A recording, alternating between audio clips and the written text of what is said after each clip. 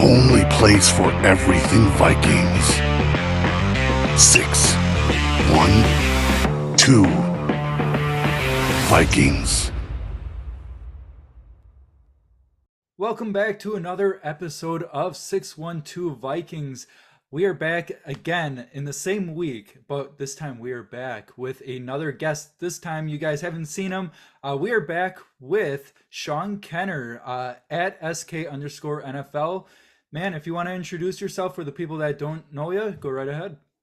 Yeah, like you said, my name is Sean Kenner. A lot of people know me by SK within the Vikings community. I am the creator of Purple and Scold Media, along with a couple of other Vikings content pages. So yeah, man, I'm just out here branching out, making Vikings content with, all you guys, all the other Vikings content creators, and I love collabing with you guys, man. So, anytime I get a chance to talk Vikings football, I hop at the opportunity for it.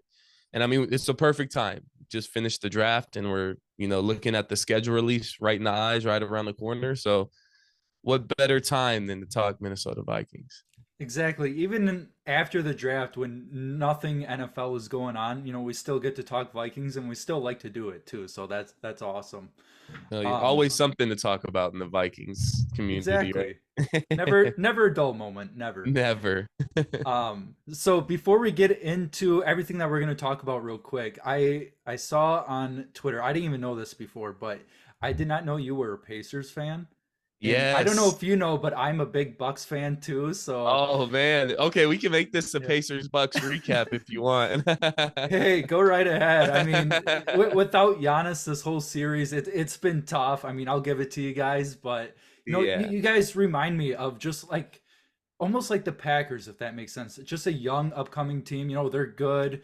Hmm. I just started following the NBA this year, so I don't know too much about them, but Tyrese, man, he's a baller. I think Yeah. I don't know if he'll get past the second round. That's not me being like a salty Bucks fan, but no, Yeah. I think he's a good player for sure. Knicks are going to be tough, but it'll be a fun series to watch. And hey, we got a chance. You never know. Yeah. That's all I asked for. It's a far better chance than what we've had in the past year. So I'm enjoying my basketball fruitilage right now as far as the Pacers actually having some success. It's been 10 years. So Yeah. I'm Yeah. basking in it a little bit.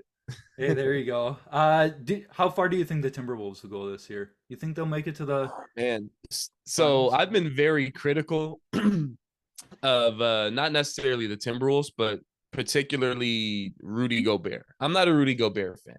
Yes, Okay. he's a great defender in the regular season, but once you get in those deep playoff runs and those crunch time moments, and I think it's going to happen in this series against the Nuggets, and I hate to do it to my fellow Minnesota fans because obviously you have some type of ties to the Timberwolves if you're in the Vikings community and stuff. You hear about the Timberwolves all the time. So I'm rooting for him, just not a Rudy Gobert fan, but Rudy Gobert is going to get isolated in crunch time and he may cost the Timberwolves this next round against the Nuggets. So I actually got the Nuggets in 7 because of Okay. Rudy Gobert. Sure. Sure. Hey, I think it'll be a super fun series to watch, Oh especially yeah. the Nuggets and Timberwolves for sure. No, it's going to be a great series. Most definitely. Awesome. Well, let's get right into the Vikings talk, whatever you guys are here for, or this is what you guys are here for. Yeah. Uh, so starting off with the Vikings here, obviously, they're, we've had a lot of roster changeover this year, compared to previous years. This is finally the team that Kevin O'Connell and Kwesi have finally been putting together. We've been letting go of a lot of, important, impactful players. But I guess this is kind of all leading to the Vikings record. There's a lot of people drinking the purple Kool-Aid saying, "Hey, we're going to win 13 games. We're going to win the division." There's some people that are saying, Sam Darnold's starting. We're going to win three games. Mhm. I'm just curious on what your thoughts are for the ceiling and the floor for the Vikings. Like what does that kind of look like for you? I mean, if we're looking at record wise, I think we're this year, if you were to just, give me, hey, take a guess at what the Vikings are gonna kind of end up at the end of this season, we're gonna end up right around what we ended up last year. And that's not necessarily a knock. and I believe JJ McCarthy will end up starting. I'm gonna say week 1. You usually don't, spend a draft pick that high. And I know there's exceptions to the rule when it was Patrick Mahomes, a couple other quarterbacks that don't come to mind necessarily right now, but that have been picked in the top 10, top 15, that have sat out a year, and it's ended up working out very well for them.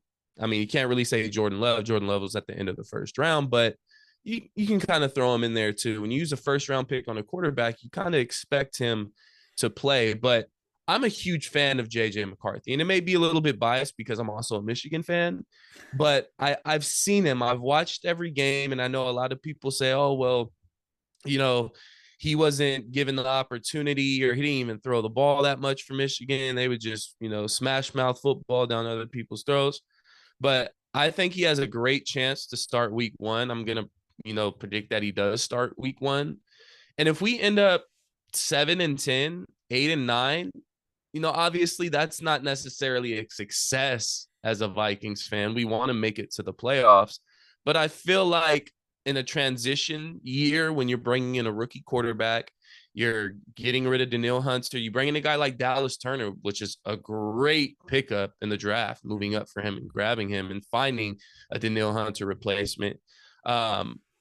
They're young, they're rookies, and there's still a lot of holes in this defense, particularly the interior defensive line. If you can't stop the run, and if you can't run the ball, which is, those were two things that we kind of struggled with last year. And I was actually surprised that our run defense wasn't as bad as what I thought it would be, but it was still suspect. It was still suspect. I think that's the position we lack the most, even though I do love Harrison Phillips. We need some meat up front. We need something to stop the run. And I think that's where we're going to struggle this year. And that usually, rush the passer, stop the run. Those are two major things on the defensive side of the ball. If you can't do both of those, then chances are you're either not going to make the playoffs or you're not going to make a deep run into the playoffs. So I'm expecting 7-10, 8-9. That's about where I see this team landing at the end of the season. The floor, I could see a 5-win season just off, hey, look, we're developing JJ McCarthy. Obviously, things happen throughout the season, whether that be injuries or, whatever happens. So floor, I could see about 5 wins. I know I'm giving 3 answers here, but I could see this team also winning 10 or 11 games as well. We have the talent to do so. We're on the young kind of side of things, to where it's okay. If you have a rookie quarterback out there, it's going to be a learning curve. So don't expect the guy to come out and be Kirk Cousins, which I know the name is kind of outlawed from being said in a lot of Vikings podcasts, but we got to pump the brakes here. JJ's not going to come in and just light it up right out of the bat. There's going to be some growing pains, and that's expected. The kid's 21 years old, coming into the NFL. Yes, he was in a pro-ready system in college under Jim Harbaugh, but there's still going to be some growing pains. So ceiling, I would say 10, 11 wins. Floor, 5 wins. But where I think we land is about 7 or 8 wins this season. Okay, awesome. Yeah, that's definitely fair. And 2 things I want to add to that are, if Darnold does start and he plays out the whole season, whether that's fortunately or unfortunately, I think he would do just fine, especially with all the talent we have around him. Because you look at his career arc, he's been drafted by the Jets, a horrible franchise to start with. And then the Panthers, what playmakers can you really name from those teams that he's had success with? Or, I guess better way to put it, what, like, who's their wide receivers that he's played with that, are superstars? Really nobody. So yeah. I wouldn't be surprised if Darnold definitely balls out in Minnesota. First however many games he's going to start until JJ gets in there. But you said that JJ is going to start week 1, or you think he is. So I don't know if you saw it too. Kevin O'Connell has like the benchmarks for him, before he can start. You think that he will hit all those benchmarks? I don't know what they are, but yeah, I don't think anybody knows what they are. Yeah. I think the only people that know are Kevin O'Connell and probably JJ McCarthy now, and then the rest of this coaching staff, along with Josh McCown and Wes Phillips and everybody on the offensive side of the ball. But just kind of knowing what I know about JJ McCarthy, he is a guy, and I've said this before in my own podcast and other shows. He has that it factor. There's a lot of guys that have all the talent in the world, and I hate to bring up Kirk Cousins again, but Kirk Cousins seemed like that type of guy. He had all the talent in the world, could sling the ball, can make any throw on the football field. Not necessarily the most athletic guy, but if you were to ask anybody, say, hey, well, on the field, can Kirk, get it done when it's slinging the ball? Yeah, absolutely. He can make any throw on the field. But what I felt like he lacked was his mental. He didn't have the mental to be I'm not going to say franchise quarterback because he is a franchise quarterback, but to be an elite quarterback. I think that was the difference between him being an elite quarterback and him being a very, very good quarterback. Well, JJ has that it factor. And I don't care what anybody says. They can sit here and say, well, the it factor isn't a real thing. That doesn't do this and that doesn't show this on the field and that. It does. The it factor is a real thing, especially when it comes to the quarterback position. Some guys just find ways to win. Some guys just find ways to compete, grit and grind.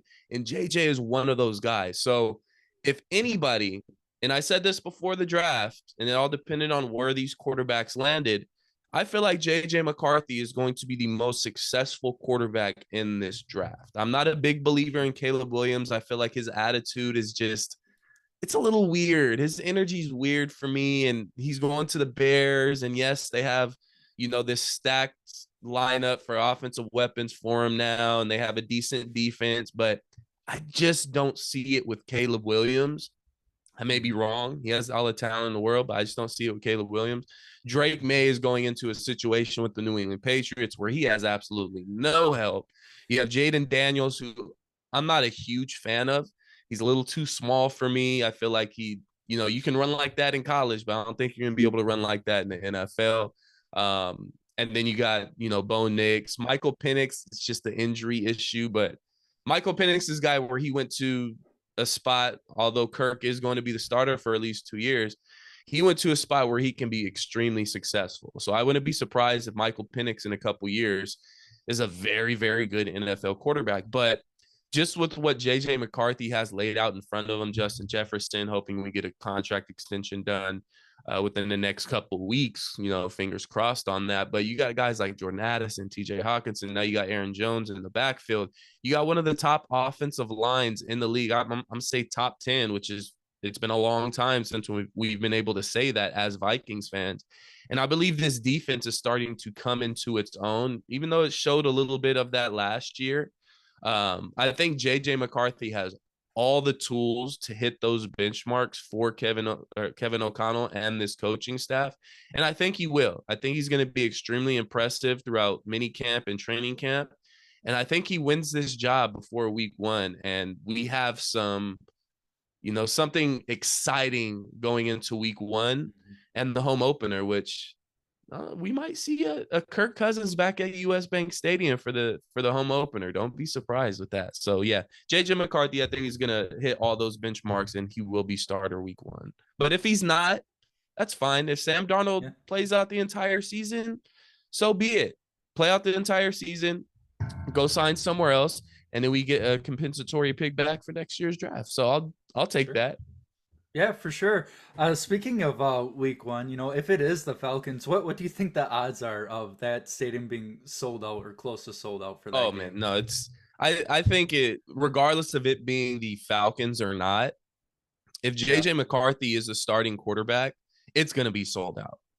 I just think the feeling around Vikings fans, and I know not everybody was a JJ McCarthy fan, but this fan base has been just hungry for a new, young, vibrant quarterback. Although Kirk Cousins, I wasn't a Kirk Cousins hater. I enjoyed Kirk Cousins. I feel like Kirk Cousins was a very good quarterback for the Minnesota Vikings.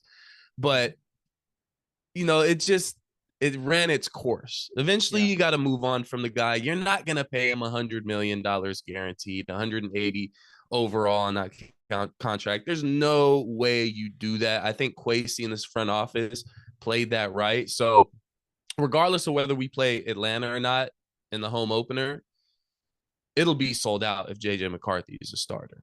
There's Oh, for just too sure. much excitement behind it. The quarterback position, Vikings fans have been waiting for this for so long. We've never drafted a quarterback in the top 10, and we did it this year. So I think just having JJ McCarthy as a starter will sell out US Bank Stadium week 1 or whenever the home opener is. Sure. Are you a big jersey guy? Would you get JJ McCarthy's jersey? You know, if he starts or regardless if he starts? Oh no, that's the plan. So usually Okay. my rule with jerseys, I don't get a guy's jersey until he signs his second contract. It's just Okay. a rule of mine. I hate buying jerseys and the guy ends up getting traded or released 1 or 2 years later. I try to avoid that the best I can. But me also being a Michigan fan and us drafting my guy JJ McCarthy, I wouldn't be hesitant in buying a jersey. I mean, it's already in Okay. motion. I know there's like a back order or you got to wait for it to be made for months. Little pre-order, yeah. Yeah, pre-order. I'll wait till July, beginning of August. I'll make my order. I'll get it in before week 1, but I will most definitely be getting a JJ McCarthy jersey before his second contract, which is kind of out of the ordinary for me. But I also did it for Justin Jefferson. But I think everybody can agree that, that would be a good one to pick up. I saw a deal. I had to get it. but but no, yeah, I'm most definitely getting a JJ McCarthy jersey. Awesome, awesome. All right. Let's see. How do I segue into this next one? So McCarthy and Darnold, we were talking about them before. What do you kind of expect from a McCarthy Darnold, I guess, duo you want to call it? Whether that's, I don't know what the most realistic plan is or your opinion. Whether McCarthy starts week 1, what does the season kind of look like with McCarthy starting? What does the season look like with Darnold possibly starting? You know, like just a small sample size of both. What do you think the season kind of spins out to be? Well, but before the draft started, and we kind of were doing our mock drafts as far as what quarterback's going to land with the Vikings. And chances were it looked like JJ McCarthy was going to be the guy if it wasn't Drake May, and I was hoping it was going to be JJ McCarthy. Thank God it is. Nothing against Drake May, but I said, after we signed Sam Darnold, we started looking at these quarterbacks in the draft. Sam Darnold would be a perfect guy to complement JJ McCarthy or welcome him into the league and kind of be his quote unquote mentor. They have a lot of similar styles as far as athleticism. Sam Darnold, if people don't remember, he has some wheels. He can move around, he can run a little bit. So can JJ McCarthy. And that's a guy that he can learn a lot from as far as just coming up in the league, being a top 10 quarterback in the draft. And, obviously the situation was a whole lot different for Sam Darnold when he came into the league. Like we mentioned earlier, it had no weapons, came in with the Jets, probably one of the worst organizations you can come in with at the time of being a quarterback. But I feel like the dynamic is perfect. As perfect as it can possibly get as far as kind of matching, okay, these are the type of quarterbacks that we're going to have. Nick Mullins, I'm a big fan of Nick Mullins. Looks like Jaron Hall is going to be the odd man out, in my opinion, which I don't think anybody, should have an issue with. We have our quarterback. Let's not worry about quarterback 3, guys. We're good. Mhm. But I can see Sam Darnold going in there starting, like I said earlier. If he starts week 1, so be it. There's nothing wrong with that. We Mhm. signed him for a reason, not necessarily to be the starting quarterback, but we signed him to say, look, if we get a guy and he's not necessarily ready week 1, we have a guy that can go out there and, hold his weight. And, hopefully he's not seeing ghosts over here. Hopefully not. But yeah, hopefully not. We should have a little bit better offensive line than what the Jets had at that time. But remember, that was a Brian Flores defense that was doing it to Sam Mhm. Darnold, if I'm not mistaken. So, again, just like how we say for JJ McCarthy, if it is Sam Darnold, he has the recipe to be successful. If he can't be successful in this system with these weapons and Kevin O'Connell being so supportive the way he is with his quarterbacks, then we know what Sam Darnold is. But Sam Darnold has never really had this opportunity to play with talent like this or to play with a coach like this. Yes, he was with Kyle Shanahan last year, but he was the bona fide backup. And when he did come in, he played well. I believe it was one game on, was it Monday night or a Sunday night Something game like or that. something? Yeah. He came in, he played really well. So you're coming from an organization and a system with Kyle Shanahan where you may have learned a lot with Shanahan. You may be able to apply that to this Kevin O'Connell offense. So I think regardless, whether it's JJ McCarthy or whether it's Sam Darnold, the quarterback's going to be fairly successful. May not be lights out. I'm not going to sit here and expect a CJ Stroud type of rookie year from JJ McCarthy. I don't think that's necessarily his game, that he's going to go out and throw for 400, 500 yards. But you have the recipe to be successful. Any quarterback would love to be in this situation. So I wouldn't be surprised if Sam Darnold does start week 1 and he is successful up until the point where we decide to, hey, let's put in JJ McCarthy, or an injury happens. God forbid that does. I don't wish injury upon anybody, but Sam Darnold can be successful in this offense. But it's just, when does Kevin O'Connell decide, hey, it's time for the rookie to get in there? Or, hey, look, you ran its course, you played good, let's get you another contract for next year with another team, but it's time for JJ to step in. So either way, I'm comfortable.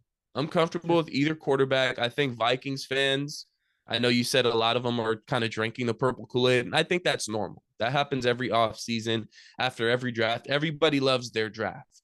Nobody really hates the draft. Hey, we got a quarterback. We got what some say is the top defensive player in this draft. So, hopes are high. Let's not rule out this could be a double-digit winning team this year, but we're in a very difficult division. And then you got a lot of young guys out there as well. So this is going to be kind of a growing pain season. There's going to be some ups and downs, but I think once the draft kind of settles down, we get past the schedule release, which seems like it's going to be next Thursday around that time, I believe. Once that kind of dies down, and I think the realistic kind of feeling around the team is going to be like, okay, well, we'll be good. We may not be this, deep run in the playoff type team, but I think we're going to have a lot of opportunities to look at the future of this organization, whether it be through JJ McCarthy, whether it be through Dallas Turner and this defense, to have hope in the future and say, you know what, we're on the right track. We have our quarterback on a rookie deal. We can add to that next offseason with free agents, and we're on the right path to hopefully get a Super Bowl for the Minnesota Vikings. Hey, that's the ultimate goal, my man. That is Ultimate the goal. ultimate goal. So last 2 questions for you here. So looking at the roster as it is, I saw a tweet from Dustin Baker looking at the DB room, and you can only carry so many guys, and Lewis Cine was on that list, and that kind of got me thinking, is he going to make the roster? Is he not? The depth at safety. We have 3 really good safeties right now that are all kind of quote unquote starters. Yeah, Harrison Smith, Cam Bynum, and Josh Metellus. And then I guess you can add in Theo Jackson too, which played quite well this past season. But is there a spot for Lewis Cine? And then kind of adding onto this as well, you're talking about Jaren Hall being the odd man out. So I guess the broad question here is, who has the better odds of getting released or staying on the roster, Lewis Cine or Jaren Hall? Ooh, that's a tough one. You said who has the better shot of staying on the team, or who has either the staying or being released? Like, however you want to twist that question, I'll leave it up to you. Man, I honestly, I think they both get released. I think they both get cut. If you want to put chances on it, I think there's a better chance for. Man, I would say there's a better chance for Jaren Hall possibly, because you kind of have that veteran quarterback and a Sam Darnold already in the room. And I love Nick Mullins. After his speech after last season, after we dropped that game to, I believe it was the Lions last week of the season, and he was just emotionally said, I love this team, man. I wish it would have turned out different. When your starting quarterback goes down, you expect to go in there and, win games, and it just didn't work out for us. That hit me. Was okay, here's a dude that cares. Here's a dude that we need in the locker room, regardless of whether it's QB2, QB3. But with bringing Sam Darnold in, you kind of have that veteran presence. So I think Kevin O'Connell wouldn't mind having another young quarterback in the room, a guy that you spent, what was it, a fourth or a fifth round pick, I believe, fifth or sixth. I'm not too sure. Something Fifth or like sixth that. round Yeah. pick last year in last year's draft. So I could see Jaron Hall sticking around and being that QB3. But Lewis Cine, man, and it's not 100% his fault because obviously he had the injury, and even just coming into this roster, we were already kind of not necessarily stacked at the safety position. Cam Bynum wasn't the player that we thought he turned out to be, or he turned out to a player that we didn't think he would turn out to be. So he's a lot better than what we expected. And then you got Josh Metellus coming into his own, kind of being that Swiss Army knife. He came into this team and it left a bad taste in I think all Vikings fans' mouth, where we had an opportunity to draft Kyle Hamilton, even though the need wasn't safety. And I feel like that's why we traded out of that spot. Hey, we don't need a safety. Let's trade back 20 spots with the Detroit Lions and pick up another position of need. No, we traded 20 spots back and we picked another safety in Lewis Cine, which didn't make any sense to me in the world. So it kind of like he was almost set up for failure before he got here. And I blame that on Kwesi. And that, look, that's an L for Kwesi. He's got to hold that one on his first draft pick. Wasn't a good one. Bad decision on Kwesi. He may have made up for it with this draft and last year's draft. But Lewis Cine is just, I think he just needs a change of scenery. I think he needs an opportunity to go somewhere that's actually going to give him playing time, because obviously you're not going to play over Harrison Smith. You're not going to play over Cam Bynum with the way he's been playing, and you're not going to be playing over Josh Metellus. And with the way the depth chart has been falling, and when guys do go down or when we do throw in other safeties, it's not Lewis Cine. It's Jay Ward. It's Theo Jackson. It's those guys that are getting the playing time, and it makes you wonder, well, what's going on with Lewis Cine? Is it the playbook? It's not? It can't be his knee still. You know, he's out there, he's active, he's 100%, but he's not even getting any time on the special teams. So if you're not even getting any playing time with the special teams, why are you on this roster? So I think Lewis Cine will be cut before the season starts. Sure, sure. Zoom just gave me like a time notification. I have 7 minutes and some change left to finish this up, but Yeah, no, you're good. no, speaking of Lewis Cine, I had a friend tell me that, he thinks that Lewis Cine was more drafted for the Ed Donatel system than, Brian Flores, which, I can kind of see. I've Yeah. also seen that Lewis Cine has trouble picking up the playbook too. Maybe it's a little too complicated for him. But whatever it is, it's just a pick that Kwesi whiffed on, and it kind of carries him through, the rest of his career. Maybe it's not a huge impactful signing or draft position, or whatever. It's a safety, but yeah, no, you got to hit on some of your first round picks, and Yeah. yeah, we'll see how JJ McCarthy and Dallas Turner turn out this year. So fingers crossed, my man. Hopefully they get offense and defensive rookie of the year. Hopefully, and maybe a couple playoff wins too. But Yeah, that'd be nice. yeah, for sure. And then last question for you, just kind of to have fun with this real quick. What was your favorite moment this offseason, whether that was the draft, free agency, a player leaving?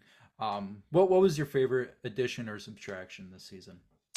I think that's an easy one for me, and it may be the same one that everybody gives, and that's the JJ McCarthy pick.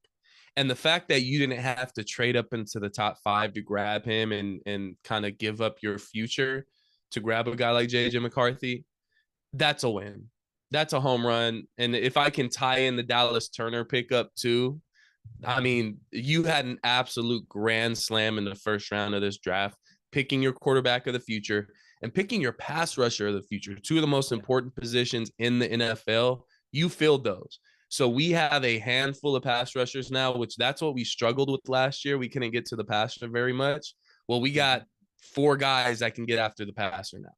And now you got your quarterback of the future. You have a guy, if he's not ready, you have a guy in Sam Darnold that can kind of hold over the water until JJ is ready to go. So I would have to say JJ McCarthy, just because it's a little biased on my part. It's a Michigan man, my Michigan quarterback, national champion, winner at every level. And hopefully that translates into the NFL. Yes, wins aren't a quarterback stat, but you still got to consider him a little bit. If the guy is 27-1 in college, you're not just not going to talk about it. The guy's a winner. He's a national champion. He won national championships in high school, state championships in high school. And for him to tie into the kind of Minnesota lifestyle and be, I believe he was an all-state hockey player or like an all-conference hockey player in high school as well. So, I think he just fits perfect in Minnesota. It's the perfect pick for Minnesota. It just makes the most sense. And again, you didn't have to mortgage your future to grab him. Sure. I think for me, it's probably, I did like the, first round picks, that's awesome. You got a quarterback and an edge rusher to tie in there. But I feel like Aaron Jones was probably a fan favorite too, just to spike Green Bay. The Mm-hmm. day after he gets released, he signs immediately with the Vikings the very next day. And it's Yep. not like he didn't want to come here, he chose the Vikings. And Mm-hmm. yeah, I just think that's really cool for Aaron Jones. And to see him at the draft party too, starting the skull chant for everybody, that was really cool. Meeting up with fans, stuff like that. So I think he'll be a quick fan favorite if he's not already. So Yeah, most definitely. That was a big pickup because especially when you got a rookie quarterback coming in, you got to be able to run the ball. So, and for look, sure. I love Alexander Madison. That's my guy. I got personal ties to him. But Aaron Jones is a upgrade from what we had in the backfield last year. So it's only gonna help JJ McCarthy in the future. So I love the pickup. For sure. Well, that's all I have for you today, Sean. I thank you again for coming on and talking some Vikings. It's been a pleasure. I hope to get you on here again sometime. Maybe after Absolutely. the schedule, we can talk about that as well if you get time. And yeah, so if you guys are on Twitter, make sure you guys go follow Sean at @SK_NFL. And we will see you guys in the next episode. Skull Vikes. Peace.